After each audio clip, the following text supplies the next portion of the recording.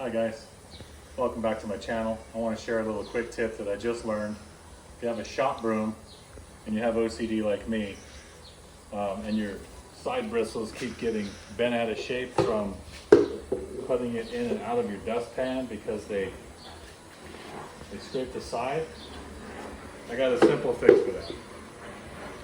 You got a map torch laying around like this. Click it on, bring that flame all the way down to a really low setting where you can barely see that flame. I locked it on so that torch is still on.